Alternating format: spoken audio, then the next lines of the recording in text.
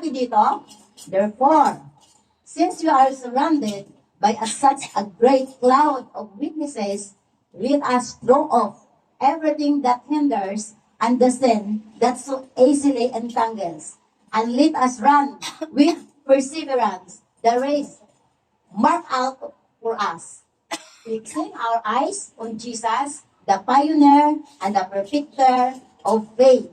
For the joy set before him, he endured the cross, scorning its shame, and sat down on the right hand of the throne of God. Tagalog. Kaya nga, dahil napapalagiran tayo ng napakaraming saksi, tanggalin natin ang anumang balakid at ang kasalanang kumakapit sa atin. Buong tiyaga tayong tumakbo sa takbuhan na sa ating harapan. Ituon natin ang ating paningin kay Isus. Sa Kanya nakasalalay ang ating pananampalataya mula sa simula hanggang katapusan. Dahil sa kagalakang naghihintay sa Kanya, hindi niya inalintana ang kahiyaan ng pagkamatay sa cross. Pagkamatay talaga, no? At siya ngayon nakaupo sa kanan ng trono ng Diyos Ama.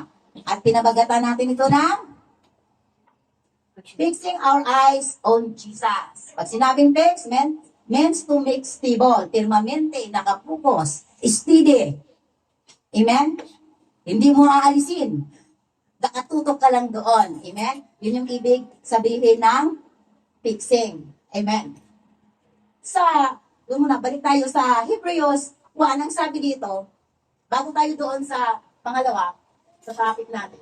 Sabi dito, nababanggit dito, yung sinabi dito na buong tiyaga tayong tumakbo sa takbuhan na sa ating harapan. Pag binabanggit yung takbuhan dito na sa ating harapan, tumakbo tayo. Sinasabi dito sa writer na ang ating buhay pananampalataya ay hinantulad niya sa paligsahan. Amen? Na lahat mananampalataya ay manlalaro. Amen? Diba yung mga atleta, yung track and field ba yun, di ba? Track and field ba yun? Oo, yun, di ba? Yun. Ang kaibahan lang, ang literal na takbuhan, kung sino yung matulin, yun yung mananalo. Di ba? Kung sino yung matulin tumakbo. Pagdating sa spiritual, hindi pinag-usapan ang matulin. Ang pinag-usapan dyan, kung sino yung nagpapatuloy, nagtiis sa pagpapatuloy, at makaabot sa finishing line. Amen. May kaibahan, di ba? Kung sa mundo, lahat naghahangad ng reward, kaya pabilisan ang takbo. Pero pagdating sa spiritual, hindi mo kailangan ng pabilisan. Ang kailangan mo doon ay magpapatuloy. Hindi titigil hanggang marating yung finish line natin. Kaya nga po sinabi dito, tanggalin natin ang anumang balakid at ang kasalanang kumakapit sa atin. Wala tayong nakikitang atleta na habang tumatakbo, may mga dalang bagahe. Amen po. Kahit nga pamunas, wala silang dala. Kasi siyempre, pag may dala ka, hindi ka na makatakbo ng kurin. Pag ganyan-ganyan ka na, di ba? Walang atleta na makita natin nagdala ng cellphone habang tumatakbo. Amen. Ganon din, kaya sabi, alisin yung mga bagahe. Ganon din naman, pagdating sa spiritual, para tayo ay makapagpatuloy sa paglilingkod sa Panginoon. Magpapatuloy sa pagtakbo tungo sa Diyos, kailangan alisin din natin yung mga balakid sa buhay natin. Ano ba yung mga balakid na yon? Church, ano yung mga balakid na yon? Ha? Yes, mga alalahanin sa buhay. Amen. Kaya nga, sabi nga doon sa, naalala ko lang, yung 4 na klase ng lupa, di ba? Ang sabi doon, ang salita ng Panginoon, hindi nakapamunga dahil natatalo sa alalahanin sa buhay. Totoo po yan. Alalahanin natin sa buhay. Minsan naman, hindi tayo nakakapagpatuloy dahil hindi natin nakakalimutan yung mga nakaraan natin. Hindi tayo nakamove on. Hindi natin napapatawad ang mga sarili natin. Minsan naman, hindi tayo nakakapagpatuloy dahil sa pag-uusig. Amen, na nakapaligid sa atin. Minsan naman, hindi tayo nakakapagpatuloy dahil sa mga ambisyon natin. Amen. Minsan sa pamilya natin. Yun yung sinabing mga balakid. Amen. Dahil habang tayo tumatakbo, sinisikap natin na makarating sa finish line, sinasabayan din tayo ng demonyo sa pagtakbo. Naghanap lang siya ng pagkataon ng pakilan ka para ka madapa. Amen? Dahil trabaho nila yon na ang mga anak ng Diyos ay mga bagsak. Babagsak hindi magpapatuloy. Di ba sabi nga, the thief cometh to steal, to kill, and to destroy. Diyan din, di ba? Yun yung ginagawa nila. Amen? Minsan di ba kapagpatuloy dahil mas inuuna ang sarili. Sariling kapakanan. Amen? Kaya ang sabi ng Panginoon, ang sino mang nais sumunod sa akin, kalimutan ang kanyang sarili. Pasanin ang kanyang krus at sumunod sa akin. Amen? Yun yung sabi ng Panginoon. Kaya kung ikaw, inuhin mo yung sarili mo, hindi ka makapagpatuloy. Amen? Yung iba naman, natukso sa kamunduhan. Amen? Kaya, walang puwang ang Diyos sa buhay nila. Amen. Na anong ibig kong sabihin? Nadadaig. Kaya hindi nakakapagpatuloy. Amen. Yung sinabi naman balik kanina. Yung sinabi naman dito, nasabi dito, itabi natin ang bawat pabigat at, anong sabi? At ang kasalanang kumakapit sa atin. Amen. Di ba pag tayo ay manlalaro, hindi tayo sasali sa palaro kung hindi buo ang ating puso. Amen? Dahil hindi ka mananalo. Ang kasalanan dyan na sinasabi na minsan, nandyan na tayo, sumali na tayo sa palaro, pero nandyan yung doubt. Amen? Nandyan yung takot. Kaya hindi makapagpatuloy. Pero tandaan natin, ang sabi sa 1 Timothy, tama ba yun sa akin? Hindi tayo binigyan ng Panginoon ng kaduwagan. Amen, di ba? Di ba? Kundi kapangyarihan. Amen? Amen. Yun yung sinasabi nung dahil ang walang pananalig sa Diyos at walang pananampalataya sa Diyos ay kasalanan yun. Yung doubt, lahat na nagda-doubt, di magtatagumpay. Sa totoo lang. Kung tayo magda-doubt sa ating paglilingkod o paglalakad, pagsunod sa Diyos, hindi tayo makarating doon. At yun ay kasalanan. Amen. Kasalanan ang natatakot at nagda-doubt sa Diyos. Amen. Yun yung sinasabi dito na alisin natin yung mga kasalanan na kumakapit sa atin. Amen. Sabi dito, at sabi buong tiyaga tayong tumakbo. Amen. Dito makikita ko natin na sa pagtakbo po natin, maraming hadlang kaya hindi madaling sumunod sa Diyos. Amen. Kanya-kanya tayo bitbitin. Kanya-kanya tayo dalahin. Amen. Minsan, di ba? Yung pagsubok, amen, yung kahirapan. Amen. Na minsan, mayroon tayong mga problema in financial. Di ba? Minsan kalusugan. Kumbaga pa, yun yung magiging hadlang, di ba? Yung problema natin. Na minsan masabi natin na, ako pinarusakan ba ako ng Diyos, di ba? Minsan masabi natin, lalo na kung di tayo pinapagaling, hindi ba nakikinig ng Diyos sa akin? Di ba sabi doon? Na minsan masabi natin na pinaparusahan tayo ng Panginoon dahil sa mga pagsubok na ating nadaanan. Pero mali po yun. Hindi tayo pinarusahan ng Panginoon. Inaalaw yun ng Panginoon dahil nais ng Panginoon na babaguhin tayo na habang lumalakad tayo papunta sa Kanya, unti-unti din tayo binabago. Unti-unti tayo pinapabanal. Amen? Sinasanay sa kabanalan. Dahil ang Diyos natin ay banal ang Panginoong Isus. Kaya di ba sabi, ako ay banal, kaya ay ang huli, dapat kayo din ay magiging banal. Hindi ibig sabihin na pinahirapan tayo, hindi. Kung inalaw man yun ng Panginoon na yung si Satan, subukin tayo, di ba? Hindi yung ibig sabihin na pinarusahan tayo. Hindi.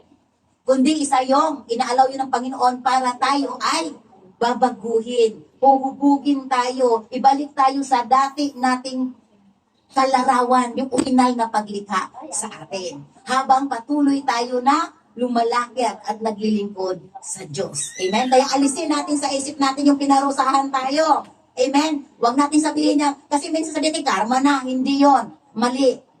Amen? Dinidisiplina lang tayo ng Panginoon. Amen? Dahil mahal niya tayo. At nais niya na magiging banal tayo, kagaya ng kanyang anak. Dahil yun yung original na pagkalikha sa atin. Amen? Walang dungis at walang kulubot. Amen? Kaya mali yung sinasabing pinaparusahan. Amen? Alisin natin yon sa ating pag-iisip. Amen?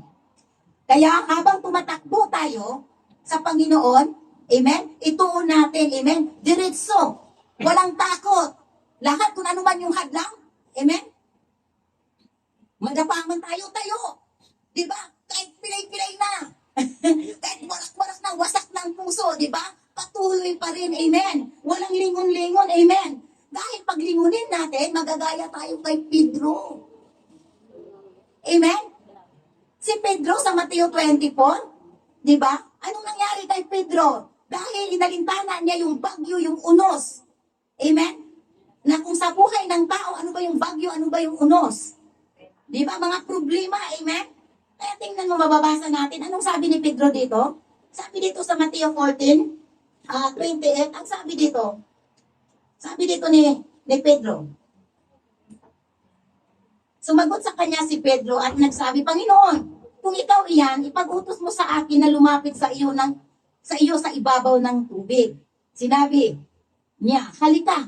Kaya't bumaba si Pedro sa bangka at lumakad sa ibabaw ng tubig patungo kay Jesus.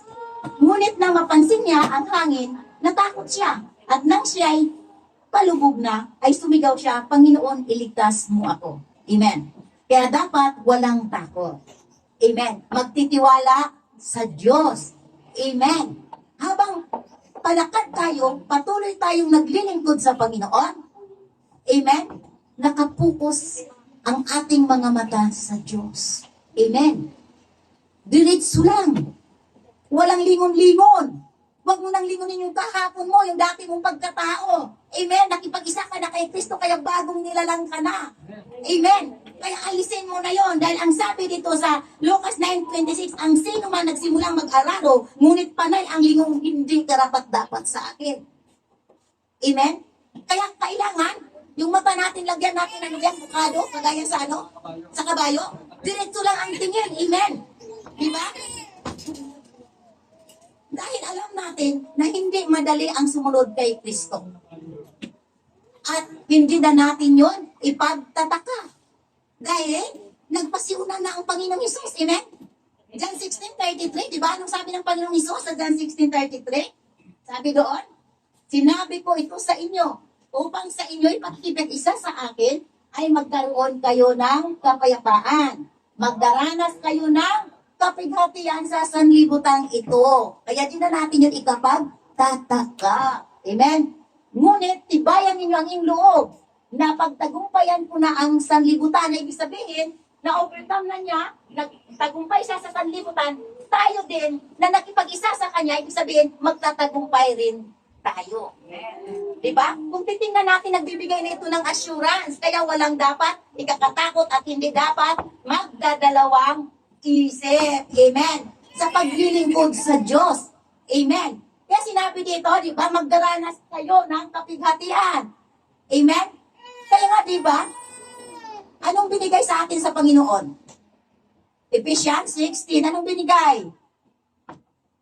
Amen? Di ba binigyan niya tayo? Anong sabi doon? Put whole armor of God, di ba? Sabi doon, isuot ninyo ang buong baluti ng Panginoon.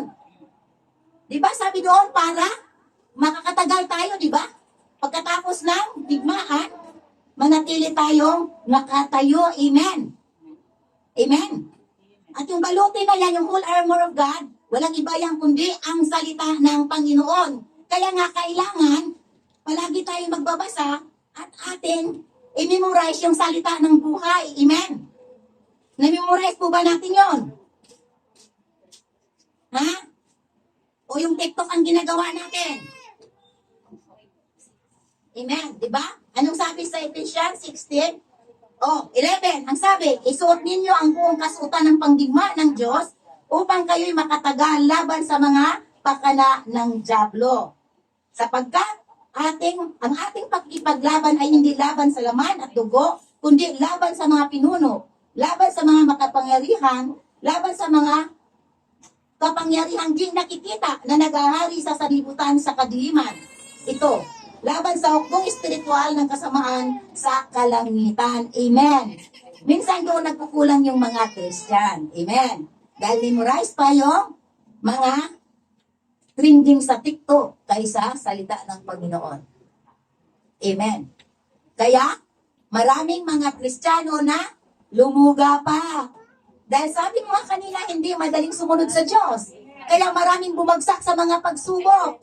Amen? Marami tayong kapatira na tumalikod. Amen? Mayroon nga tayo isang kapatiran dito na dati na pala siyang Christian. Bumagsak siya, pero praise God, sabi niya. Dahil nakilala natin siya, bumalik siya. Amen?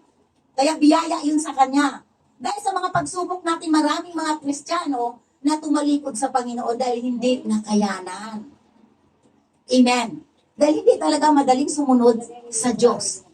Amen. Nandyan yung, anong sabi? Balik doon sa ano? Nandyan yung pagtitiis. Di ba sabi doon? Tumakbo kayo, di ba sabi doon? O, di ba? Tumakbo kayo sa takbo na sa hirapan, di ba?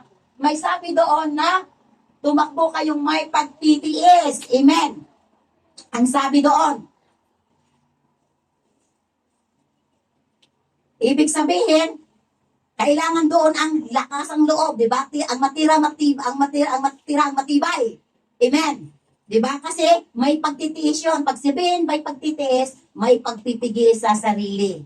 Sa pagkipag-isa natin kay Kristo, isa na tayong bagong nilalang, yung dati nating pagkatao ay wala na, kayong dati nating nakasanayan ay tinatalikuran na natin. Ngayon, nagtitiis tayo pag-adjust sa takbo ng mundo. Amen. Dahil hindi yun ang nakasanayan natin. Amen. Amen po ba? Amen. Dahil bago na tayo, di ba? Nag-a-adjust tayo. Kung dati, palamura ka, dahil nakilala mo na ang Panginoon, hindi ka na dapat magmura. Pero hindi yung madaling mong gawin. Di ba? Hindi madaling mag-adjust. Kaya yung nagtitiis talaga tayo. Amen. Magtitiis sa pamagitan ng pagpipigil sa sarili. Yung ibig sabihin doon. Magpipigil tayo sa sarili natin. Magtitiis tayo. Magpipigil para hindi tayo magkakasala. Amen. Hindi tayo madaig sa tukso. Kasi si Satanas palaging nanunukso sa atin. Amen. Kaya, hindi maalis na maraming mga mananampalataya na hindi nakapagpatuloy. Amen. Dahil hindi nakakayanan. Amen. At alam natin na pag tayo ay sinubok ng Panginoon, likas na sa atin tao na naghahanap tayo ng may dadamay sa atin. Amen. Di ba? Likas na sa atin tao na naghanap tayo na may maugutan tayo ng lakas. Amen. Pag doon na oras na umarap tayo sa mga pagsubok, kuha natin, umarap tayo ng kapighatian, problema, anumang klaseng problema, yung klaseng problema, likas na sa atin na naghanap tayo ng mayroon tayong mapahinaan. Mayroon tayong mapaghugutan ng lakas. Amen. At ang pinaka-perfectong, amen, paghugutan natin ng lakas ay walang iba kundi ang Panginoong Jesus. Amen. Kaya nga sinabi dito, ito natin ang ating paningin kay Jesus. Amen. Dahil ang Panginoong Isos, siya ang perfecto, amen, modelo pagdating sa pagtitiis at pagtatagumpay. Amen. Doon tayo sa Kanya, kukuha ng lakas. Doon tayo huhugot sa Kanya. Hindi sa kapwa-tao natin. Dahil ang kapwa natin, pag paulit-ulit ka, napapagod. Dahil limitado ang kanilang pag-unawa. Limitado ang kanilang pagbigay. Limitado ang kanilang pagtulong. Pero ang Diyos, walang limit. Kaya nga sinabi ng Panginoon, huwag kayong umasa. Diba? O sa kapwa niyong tao. Amen. Kundi doon tayo umasa sa Diyos. Tayo kasi minsan, bis doon tayo tatawag sa Diyos, doon tayo tatawag sa mga kaibigan natin.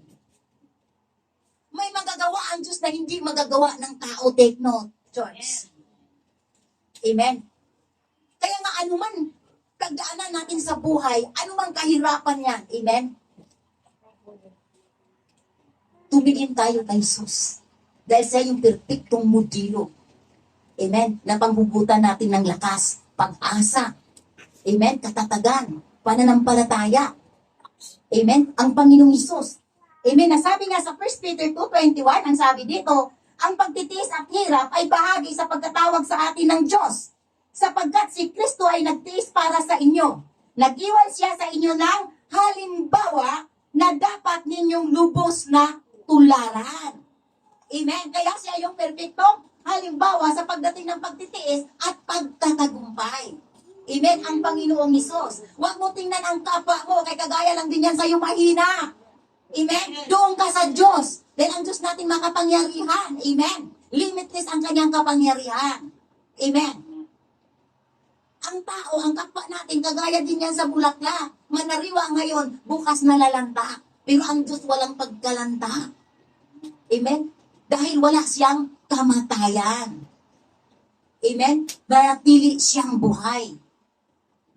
Ilang henerasyon man ang lilipas, palit-palit ang Diyos natin ay nanatiling buhay. Kaya doon tayo magtitiwala. Dahil sabi nga, ang pagtitiis ay kasama na yung bahagi na yung sa pagkatawag sa atin. Na kung isipin, hindi na pala tayo magtataka. Amen. Kaya tama yung sinabi ng isa nating kapatira na hindi muna ako magkukomment dahil hindi ko pa kaya dahil alam niya ang commitment. Amen? Na hindi na sa pagkikipag-isa natin kay Kristo ay hindi hanggang doon lang na tinanggap mo ang Panginoong Hesus. Mayroon kang gagawin. Amen? Dahil hindi ka tinawag para umupo at makinig. Kailangan maging distributor ka din ng salita ng Panginoon. Amen po. Kaya hindi doon nagtatapos. Amen. Kaya nga ang sabi dito, sa ano ko dito, sabi dito, pagmasdan natin si Jesus, sabi dito, na siyang nagtatag at nagpasakdal ng ating pananampalataya. Nang dahil sa kanyang kagalakan, inilagay sa kanyang harapan. Nang dahil sa kanyang kagalakan, inilagay sa kanyang harapan. Amen. Kaya dito, kung titingnan natin, sabi ko kanina si Jesus ang panghugutan natin ng ating katatagan, ng ating lakas. Amen. Bakit? Amen. Dito makikita natin, wait for us to gain stability. Amen. Number 1, ang sabi dito, nagtiis siya sa krus, di ba? Jesus endured the cross. Na ibig sabihin, nagtiis siya sa cross. Amen. Nagtiis ang Panginoon sa krus. Nagtiis siya, amen, sa cross, sabi dito. Nasabi nga dito sa Mateo 26:39, sabi dito, mababasa natin, alam ng Panginoon kung ano ang ganasin niya sa cross. Kaya nung pumunta sila, kasama ng kanyang mga alagad sa Getsemane, mababasa natin sa verse 39, sabi dito, lumayo siya ng kaunti. Nagpatira pa siya at nanalangin. Ama ko, kung maaari po, ilayo ninyo sa akin ang kupang ito ng paghihirap. Ngunit, hindi po ang kalooban ko, kundi ang kalooban ninyo ang mangyayari. Amen? Dahil alam ng Panginoon Isus ang gaganasin niya. Kaya nanalangin siya. Na kung sana, kung maaari, hindi na niya yung mararanasan. Amen? Pero, pagdating sa huli, anong sabi niya? Kalooban mo pa rin ang masusunod. Sign ng kababaang loob. Amen? Ganun dapat tayo manghingi. Lord, kung anong kalooban mo. Hindi, Lord, ibigay mo ito sa akin. Gusto ko ganyan, ganyan, ganyan. Kundi kung anong kalooban mo. Amen. Dahil wala tayong karapatan, mag-utos sa Diyos. Dahil tao lang tayo. Amen. Di ba? Anong ginawa ng Panginoon? Nagtiis siya sa cross. Amen. Nagtiis siya sa cross. Bakit? Dahil ang tinitingnan niya yung kagalakan. Ang tinitingnan niya, hindi niya tinitingnan yung hirap. Yung pagtitiis niya sa cross. Kundi ang tinitingnan niya, yung kagalakan. Amen. Na makukuha niya. Amen. Pag matapos niya yon. Amen. Kaya nga, di ba? Tingnan natin sa Isaiah 53 verse 7. Siya ay binugbog at pinahirapan. Ngunit hindi kumibo kahit isang salita. Tulad ay tupang nakatakdang patayin. Parang kurdirong hindi tumututol kahit nagupitan at hindi umiinig kahit kaunti man. Amen.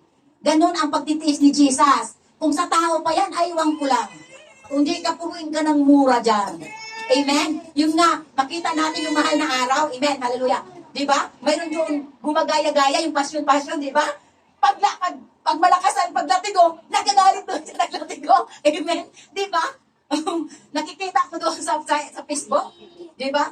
Naglakad siya, tapos may nakasunod na naglatigo. Nung nalakasan ata paghampas, nagagalit sa naglatigo. Amen? Pero ang Panginoong Isus, tiniis niya yung mga bugbog, mga latay. Amen? Na hindi kayang gawin ng tao. Amen? Biruin mo yung bawat palo, tanggal pati labanan. Amen?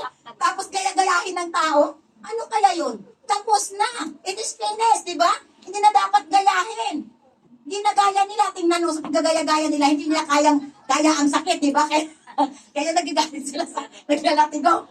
Amen, di ba? Natatawa talaga. Amen, hallelujah. Amen. Ganon ang pagtitiis ng Panginoon. Amen. Walang ibo. Amen. Kahit katay na hindi sumisigaw. Hindi kagaya ng tao na pag masaktan, mapupuno ka ng mura. Amen. At gagante. Pero ang Panginoon, nanatili siyang walang ime. Amen. Kaya, looking into Jesus. Diba? Sabi, ituon natin ang ating paningin kay Jesus. Amen. Dahil sa yung perfectong modelo pagdating sa pagtitiis at pagtatagumpay. Pangalawa, ang sabi dito, Jesus despising the shame. Diba sabi dito? Na ibig sabihin dito, hindi niya inalintana yung kahiyaan. Amen. Diba? Hindi niya inalintana yung kahiyaan na mababasa natin sa Luke 23 verse 35 to 36. Ang sabi dito, ang mga tao naman nakatayo roon at nanonood. Ibig sabihin, nung habang nakabayubay siya sa krus, amen? Ang mga tao doon ay nakatayo at nanonood, amen? Sabi nito, habang si Jesus ay kinukutya ng mga pinuno ng bayan, sinabi nila, ililigtas niya ang iba, iligtas niya ngayon ang kanyang sarili. Kung siya nga ang Kristo na hinirang ng Diyos. Pero yun, salita ito ng walang pananampalataya. Kaya sabi dito sa 36, nilait din siya ng mga kawal. Nilapitan siya ng isa at inalok ng maasim na alak. Na ibig sabihin na habang si Jesus nandoon nakabayubay sa cross, kinukutya pa nila yon, pinagtawanan pa nila yon, iniinsulto pa nila yon. Amen. Na dapat, kung sila ay may puso, dapat nga maawa ka, di ba? Pero sila kakaiba. Kinakutya nila ang Panginoon. Tunay nga na wala silang alam. Sila ay mga hangal sa panahon na yon. Hindi nila kilala ang Mesiyas. Amen? Kaya kinukutya nila. Amen? Tingnan natin, oh. Nilalait nila. Mababasa natin, dinuduraan pa nila ang Panginoong Isus. Amen? Pero anong ginawa ng Panginoong Isus? Amen? Hindi pa rin ang Panginoong Isus nagagalit. Amen? Hindi. Siya, bagamat siya ay 100% tao at 100% Diyos, amen? Hindi pa rin siya nagagalit. Na kung sa atin yung mangyayari, duraan din natin, di ba? O ano kahilo, ganyan din natin. Mayroon pa tayong mga pananalita na pusa nga, pag maapakan, pumiyait, tako pa ba kaya, di ba? Yung ganon. Pero ang Panginoon is still nanahimik ang Diyos. Lahat yun ay tinanggap niya. Amen.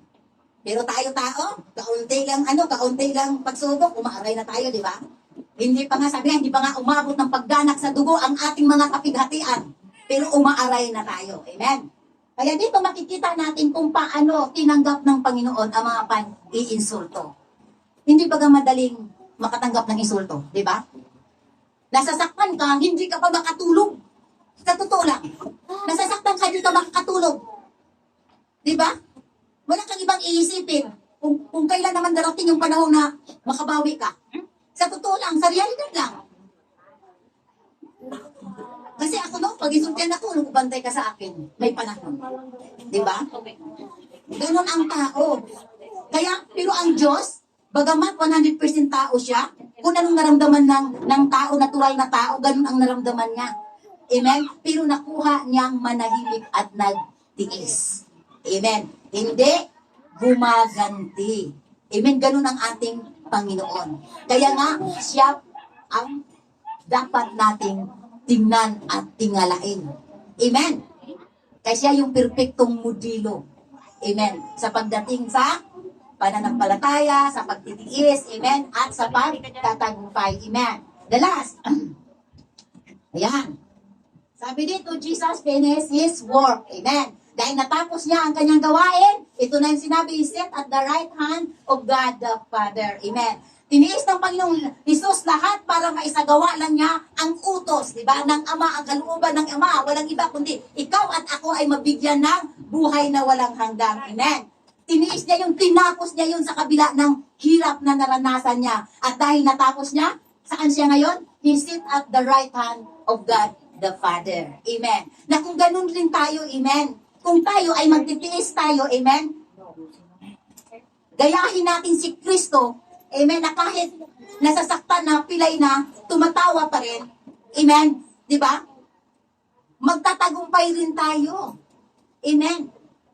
Dahil ang takbuhang ito, may kasamang labanan. Struggle ka dito, di ba? Dahil sa mga pagsubok. Kaya nga sabi sa Romans 8:16 to 17, sabi dito, para sa akin, ang mga pagtitiis natin sa kasalukuyan ay hindi maihambing sa kaluwalhatiang ipahayag sa ating balang araw. Amen. Na tayo din, dahil may pangako ang Panginoon na matanggap natin na inheritance, amen, dapat tayo din ay magtitiis din tayo. Amen. Pagtiisan din natin yung mga pagsubok at kahirapan na ating mararanasan habang lumalakad tayo papunta sa Panginoon. Lumalakad tayo. Buhay pananampalataya natin. Na kung ano man ang masalubong natin, pagtitiisan din natin yon. Amen. Dahil ang sabi dito, anong sabi doon? Di pa? Balik. Kung ano man yung pagtitiis natin na naranasan ngayon, hindi yon kayang ihambing. Amen. Sabi dito, sa kaluwalhati ang ipapahayag sa ating balang araw. Amen. Na ibig sabihin, pag tayo ay lumalakad at sumusunod kay Kristo, kailangan natin yung tatlong F, yung pananampalataya. Amen. At saka yung focus tayo doon. Amen. Focus tayo sa na matapos natin. Amen. Ang takbuhin. Diba? Tapos, i-fix natin ang ating paningin doon sa reward na ating matanggap. Amen. Kasi yung reward na yan, yun yung magbibigay sa atin ng inspirasyon, di ba? Yun yung magbibigay sa atin ng kalakasan. Amen. Kaya, looking into Jesus, fixing our eyes on Jesus. Amen. Yung mga pagtitis, natural lang yon, sipain lang natin yon. Amen. Kahit umiyak na, luhaan na, tawa pa rin tayo. Amen. Huwag tayong magagalit at huwag tayong mag-backslide. Kaya sabi sa John 17:14, ay hindi ko pa na yung John 17:14 sa pagtatapos niya. Saan ba yun? Doon sa uli. Sa uli, wala ko yan. Ayan. Kaya nga dito, yon. Sabi ng Panginoon Isos sa John 17:4, pinahayag ko dito sa lupa ang iyong kaluwalhatian, natapos ko na ang ipinapagawa mo sa akin. Amen. Ito nagpapatunay na tinapos talaga ng Panginoon. Amen. Sige, balik. Balik. Kaya nga, nakuha ng Panginoong Isos, nagawa ng Panginoong Isos, magagawa din natin dahil nagtatagumpay na ang Panginoon. Amen. Huwag tayo magpapatalo. Ang mga anak ng Diyos dapat mga malakas, mga matapang, punong-puno ng pag-asa. Amen. Hindi madaling matalo sa mga pagsubok. Amen. Ganun dapat ang mga anak ng Diyos na kahit, sabi ko nga, kahit pilay-pilay na, patuloy pa rin. Amen. Kahit wasak-wasak ng puso, patuloy pa rin. Amen. Huwag nating tingnan yung mga pagsubok o kahirapan na atin nararanasan. Ang tingnan natin ang Panginoong Isos na naghihirap para sa atin. Nagtitiis para sa atin. Amen. Romans 8:16, 17, ang sabi dito, ang Espiritu ang nagpatutuo kasama ng ating Espiritu na tayo mga anak ng Diyos. At yamang mga anak, tayo tagapagmana ng Diyos at kasamang tagapamana ni Kristo. Sapagkat kung kayo'y kasama niya sa pagtitiis, tayo makakasama niya sa kanyang kaluwalhatian. Natama yung kanina, na yung pagtitiis na sinasabi na naranasan natin sa kasalukuyan, walang katapat yun sa kaluwalhatian na kapalit noon. Amen. Kaya kailangan lang natin magpatuloy. Amen. Kuha po natin. Amen. Malinaw naman. Amen. Kaya nga, tayo, bilang mga anak ng Diyos, amen, huwag tayong guminto. Amen. Kasi pag guminto ka, talo ka. Patuloy tayo, di ba? Talo ka pag guminto ka. Patuloy tayo sa takbuhin natin bilang mananampalataya. Amen. Nasabi ko nga kanina, kahit pilay-pilay na. Amen. Huwag kang huminto. Dahil pag huminto ka, hindi mo makakuha yung inheritance mo. Hindi mo makukuha yung reward mo. Pag magpapatalo ka, mga problema na yan, mga pagsubok na yan, mga kapighatian na yan, huwag. Huwag natin hayaan na magulo ang ating isip. Lalo na sa mga nangyayari ngayon. Nakaamba ang gira, nakaamba pa yung ano pa yon? Lindol, di ba? Ang mga anak ng Diyos, manatili yan, mananalig sa Diyos. Amen? Huwag natin yang tingnan. Kasi sinasabi na yun ng Panginoon na sa mga huling araw mangyayari yun. Ang kailangan natin magpapatuloy sa Panginoon. Amen? Huwag tayong umatras. Amen? Sa takbuhin ng buhay. Amen? Sa takbuhin pananampalataya. Amen? Patuloy tayong tumakbo. Amen? Anumang kahirap yung pagdaanan natin, tatapusin natin yung takbuhin natin. Amen? Para makuha natin yung pinapangako sa atin ng Panginoon. Amen. At huwag tayong mawala ng pag-asa dahil may pangako ang Panginoon sa atin. Amen. Anong pangako doon? Di ba? Filipos 1:6, di ba? Sinisigurado ng Panginoon. Sabi, natitiyak kong ipagpapatuloy ng Diyos ang mabuting gawain na sinimulan niya sa inyo hanggang sa araw ng pagbabalik ni Kristo Jesus. Yun, biruin mo yun? Kaya bakit ka atras? Di ba? Bakit ka mawalaan ng pag-asa, mawalaan ng gana? Amen. Natural lang yun. Dahil nandito pa tayo sa mundo. Amen. Makaranas talaga tayo ng kapighatian, mga sakit karamdaman. Amen. Lalo na toxic ang hangin sa mundo. Hindi lang tao toxic, pati hangin toxic. Amen. At manghihina talaga ang katawan natin. Amen. Wala tayong may pagmalaki na katawan kay lahat ito. Amen. Mga mahihina tayo. Dahil hindi pa perfecto ang mga katawan natin. Amen. Maging perfecto lang tayo at ganap pag mapapalitan na tayo ng glorified body. At mangyayari yung kung tayo ay magpapatuloy sa Diyos. Amen? Hindi tayo mag-alanganin, mag-alinlangan. Hindi tayo matatakot, ipaglaban natin. Dahil karapatan natin yung may karapatan tayo bilang mga anak ng Diyos. Amen? Kabahagi tayo. Amen? Sa mga biyaya at pagpapala. Diba sa langit? Kaya magpapatuloy tayo. Amen? Kaya tayo mga taga-GCPP Balara, go, go, go lang tayo, amen. Tama po, go, go lang tayo, amen, mga kapatid. And fixing our eyes on Jesus, the pioneer and perfecter of our faith, amen. Dahil alam ko, lahat tayo ay magtatagumpay. Amen. Pag magkakaisa lang tayo, alisin lang natin yung mga negatibo nating kaisipan, magtatagumpay tayo lahat. Amen. Bawat isa, magpalakasan tayo. Amen. Magtatagumpay tayo. Amen? Basta pahalagahan lang natin ang salita ng Panginoon. Unawain lang natin. Kaya minsan naman tayo lumagapak dahil hindi natin pinahalagahan ang salita ng Panginoon. Hindi natin inuunawa. Kaya pagdating ng pagsubok, iyak-iyak ka dyan. Diba? Iyak-iyak. Sisi doon, sisi dito. Pag hindi na kaya, pati Diyos questionin pa. Amen? Kahit pati Diyos sisisihin pa. Ang Diyos ay hindi nagkukulang sa atin. Amen. Napakabuti ng Panginoon. Tayo pa yung nagkukulang sa Diyos. Amen. Dahil ang tatalino natin. Amen. Kaya dapat magpatuloy tayo. Amen ha? Andaan ko natin to. Magpapatuloy tayo. Amen po ba? Amen. Lahat natin, lahat na pinagdaanan natin, kasama natin ang Diyos Espiritu na nagbibigay sa atin ng kalakasan at katagumpayan. Kaya huwag tayong matakot. Amen? Patuloy tayo. Amen? Bigyan natin ng panahon ang Diyos. Hindi yung sarili lang natin. Amen? Tayo, pag may trabaho tayo, wala na. Kalimutan na natin ang Panginoon. Tandaan natin, ang pinanggalingan ng lahat na biyaya at pagpapala ay ang Diyos. Amen? Kung ikaw ay pinagpala sa Panginoon, ibig sabihin, pinagpala ka niya para ikaw din ay tumulong o magbigay ng pagpapala sa iba. Pag ikaw ay magbigay ng pagpapala sa iba, mas lalo kanyang pagpapalain. Amen. Kaya po ba ninyo? Amen. Na tayo magpatuloy. Amen. At ang ating mga Panginoon ay itoon lamang kay Jesus. Huwag itoon sa problema. Huwag itoon sa kahirapan. Huwag itoon sa mga pagsubok. Amen. Huwag itoon sa mga sakit karamdaman. Huwag itoon sa sariling emosyon. Only to Jesus. Fixing our eyes on Jesus. Amen. The pioneer and the perfecter of our faith. Amen. Palakpakan natin ang Panginoon.